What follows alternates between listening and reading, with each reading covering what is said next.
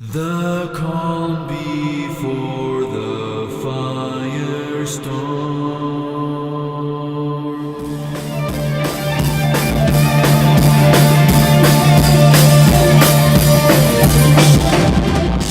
Hello, I'm Rocky Kramer, and I'm a musician and songwriter from Trondheim, Norway. My album Firestorm is coming out August 13th, and a lot went into creating and recording this album, so let's go all the way back to the beginning. Maybe not that far. That's better.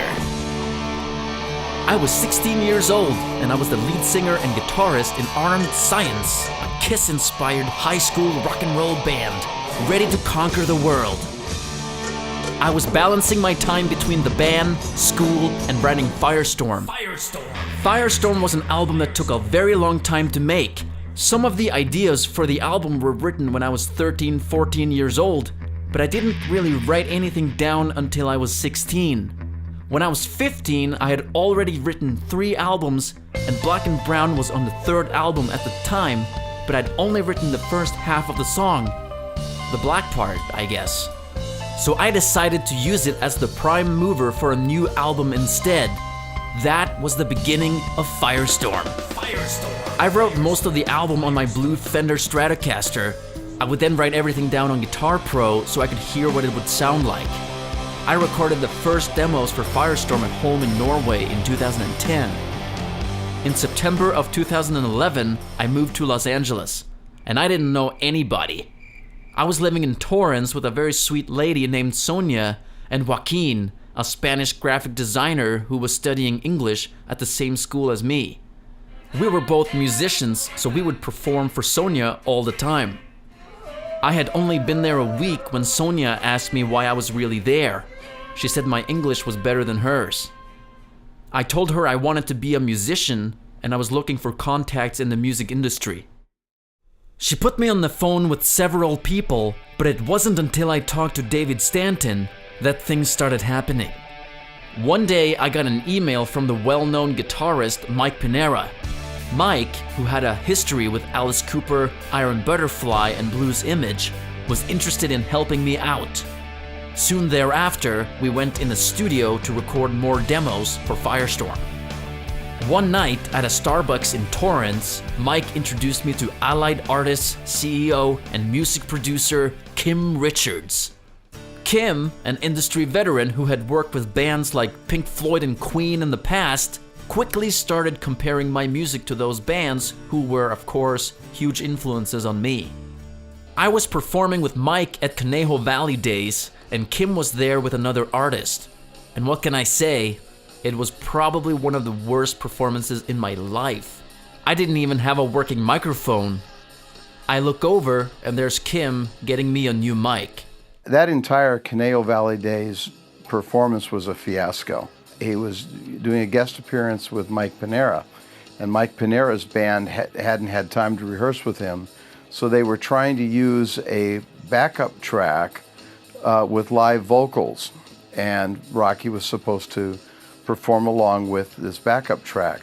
That's a recipe for disaster to begin with. But somehow, and I still to this day haven't figured out how, they managed to get a digital track to slow down from a CD. That's nearly impossible in my book, but they did it. I saw a guy get out there and display this can-do attitude. It didn't make a difference that it was too slow. Didn't make a difference that the conditions were horrible. I actually felt sorry for him at one point because they gave him a mic that simply wasn't working. And even though he was not my artist at the time and I really had nothing to do with him, nobody was helping him. So I went and got another mic and just literally walked it on stage for him. Here I am, expecting to never get a job in the music industry. Kim's thinking, let's sign this guy. I think the neoclassical nature caught my attention more than anything. Having worked with Queen and particularly Pink Floyd, the classical nature of the music and the instrumentation that he had developed really caught my attention. I realized that there was a special nature to the music that was hitting much deeper than your typical pop song. It was a challenge that I wanted to work with. Soon thereafter, Kim played my music for Stefan Bauer, the president of Allied Artists Music Group, who signed me a few weeks later. Before we could enter the studio, I needed a band, and finding the right musicians to play progressive rock is a challenge, and we had to audition a ton of musicians before we found the right guys. We started out with drummers. Alejandro Mercado was a young, energetic drummer from Chicago, studying at MI, and he was the last drummer we auditioned, but he was our first choice. He had this incredible personality, and I liked him right off the bat. I thought, wow, this guy is spectacular. But I looked at him, and he was in comparison to like a John Bonham. He was fairly short, but he was there. It was his time to audition. So he set up his drums, and I was sitting in a chair or in a couch, probably 15, 20 feet at the least away from the drums.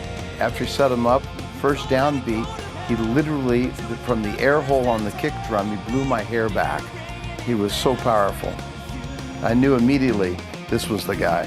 While searching for bass players, Alejandro recommended Michael Dwyer, an MI graduate and teacher from Green Bay, Wisconsin. He quickly became the next member of the band. Then, all we needed was a keyboardist, and we went through a few before we found John Dunmore, a wild keyboardist from Australia. With a full band, we started rehearsing. We briefly rehearsed at Nightingale before we moved on to amp rehearsal on Lancashire in North Hollywood.